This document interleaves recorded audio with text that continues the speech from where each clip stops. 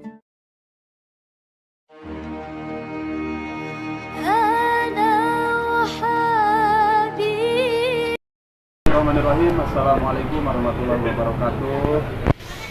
Alhamdulillahirabbil alamin. Assalatu wassalamu ala asyrofil anbiya'i wal mursalin sayyidina Muhammadin wa ala alihi wasallam. Amma ba'du. Malam ini kita akan broadcast sekitar 10 menit ya. Terkait dengan tema yang kita angkat pada malam ini adalah kita angkat tema dengan sakralitas bulan suci Ramadan. Bagaimana di dalam bulan suci Ramadan ini adalah nanti akan dijelaskan sedikit oleh Ustadz Sanusi SPDI terkait dengan sakralitas bulan suci Ramadan. Bagaimana keutamaan bulan Ramadan, bagaimana puasa dalam pandangan Islam begitu, supaya jangan kita hanya berpuasa hanya sebatas lapar, haus dan lain saja. Nah, ini sebenarnya ilmu yang harus kita kaji dengan sebenarnya.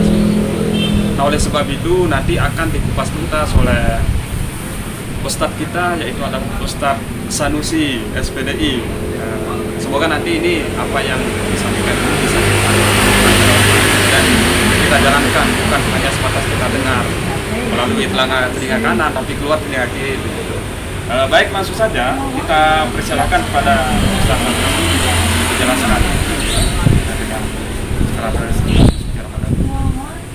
Terima kasih ya. Assalamualaikum warahmatullahi wabarakatuh. Saya ingin coba membuka cakrawala kita tentang bulan suci Ramadan atau sakralitas bulan Ramadan. Kadang kita seringkali menyebutkan bahwa bulan Ramadan itu adalah bulan yang suci, bulan yang sakral ya. Kenapa dia sakral? Itu sebenarnya sederhana saja sebenarnya. Karena memang ada aktivitas yang suci yang kita laksanakan di dalam bulan suci Ramadan ini. Kalau luar bulan suci Ramadan, kadang-kadang kita selalu konotasikan sebagai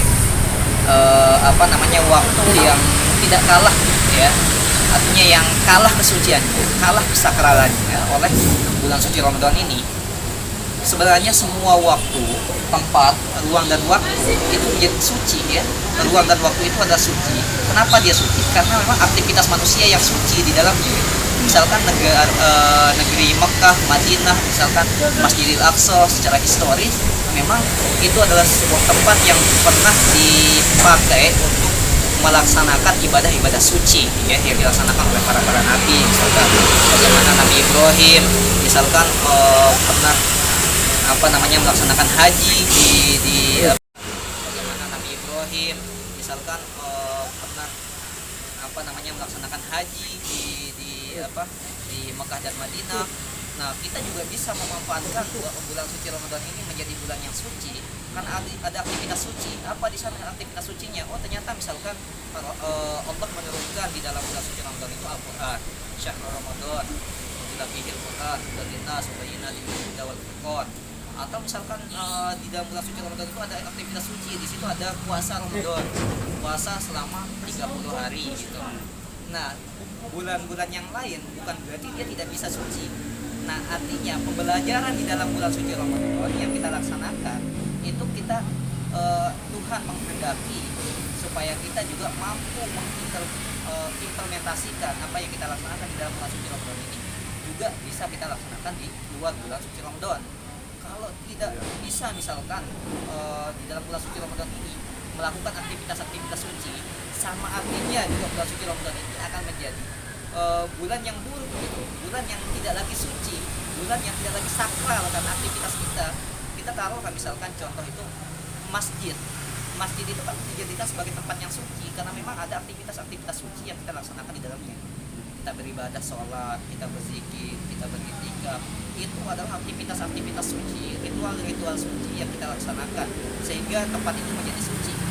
Kalau sekarang fenomena misalkan di Lombok ini dikenal dengan seribu masjid, ada masjid misalkan yang menempati itu justru bukan lagi orang-orang yang melaksanakan aktivitas suci, misalkan sholat, misalkan justru ditempati oleh binatang-binatang buas, sedang anjing. Itu fenomena yang terjadi mengenai masjid. Apakah masjid itu kemudian menjadi suci? Enggak, maka dia tidak akan jadi suci. sama bulan Ramadan ini pun tidak akan menjadi suci kalau kita melaksanakan sesuatu yang tidak suci, ya, tidak akan pernah menjadi suci. Kita misalkan melakukan maksiat di bulan suci Ramadan ini, ya dia tidak akan menjadi suci karena aktivitas kita. Hanya sederhana saja mengukur itu. Maka bulan-bulan yang lain bisa juga akan menjadi suci dengan aktivitas yang kita lakukan seperti apa yang kita lakukan di dalam bulan suci Ramadan. Bersinambungan sampai dengan bulan suci Ramadan. Begitu sih sederhananya. Oke.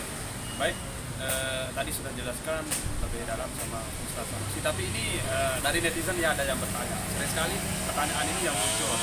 Tapi maknanya apa sebenarnya dari pertanyaan netizen ini terkait dengan biasanya kan kita dengar ketika bulan suci Ramadan itu sudah bulan ini kan, setan itu dibelenggu tidak bisa berkutik. Tapi realitas biasanya kan kita dengar ketika bulan suci Ramadan itu sudah bulan ini kan, setan itu dibelenggu tidak bisa berkutik. Tapi realitasnya banyak sekali orang-orang yang bermaksiat dan lain sebagainya. Kira-kira apa tafsiran tafsir yang Pak Ustadz sampaikan terhadap masyarakat itu biar tak salah paham gitu. Berarti ini kita kupas apa itu setan gitu ya. Ya kira-kira begitulah kan.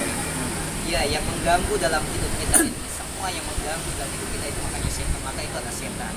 Tidak semua sesuatu yang ada di luar diri kita yang mampu mengganggu diri kita, tetapi ada fasilitas yang sudah difasilitasi oleh Tuhan juga ada yang diberikan kepada manusia. Justru itu harus mampu kita kontrol, ya. Di situ kesempurnaan manusia, ya, kesempurnaan manusia. Makanya manusia itu bisa dikatakan dia lebih lebih mulia daripada malaikat, kadang juga lebih rendah bahkan lebih sesat daripada binatang. Itu balkum adon, ya. Ulaikatal an'am balkum adon. Setan itu kalau kita buka di tafsir Ibnu Katsir, ya, yang mendefinisikan setan, ada diambil dari dua rukun kata kalimat. Kalau kita bicara tentang gramatikal bahasa Arab, ada dari kalimat syato itu artinya jauh, ada syatona itu ya gila gitu ya, yang jauh dari rahmat Tuhan. Maka setan itu, ya, setan itu bukan yang kita maksudkan itu dia selalu misalkan dari bangsa jin gitu, tapi setan ini bisa dari jin, bisa juga dari manusia. Saya contohkan misalkan, selalu jin dan manusia ini adalah dua makhluk yang selalu disandingkan di dalam Al-Quran. Misalkan walaqad dzara'na li jahannama katsiran minal jinni wal insi. Kami isi neraka jahanam itu dari kalangan jin dan manusia. Lahum qulubun la yafqahuna biha wa lahum adhanun la yabsiruna biha wa lahum a'yunun dan seterusnya sampai ulaikal an'ami bal hum adall. Nah, itu jin dan manusia. Atau di ayat yang lain misalkan wa ma khalaqtul jinna wal insa. Tiada kami ciptakan jin dan manusia. Ini jin dan manusia. Nah, sekarang yang lebih pas ini ayat misalkan yang menjelaskan alladzi yuwaswisu fi sudurin nas. Yang memberikan bisikan di dalam hati manusia itu adalah minal jinnati wan nas, jin dan manusia. Maka jin dan manusia itu bisa berpotensi menjadi setan.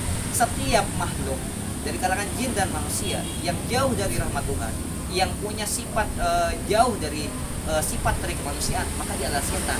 Makanya ada istilah setan itu setan yang nyata gitu ya. Setan yang nyata ya itu manusia ini bisa mengganggu aktivitas manusia, aktivitas suci manusia.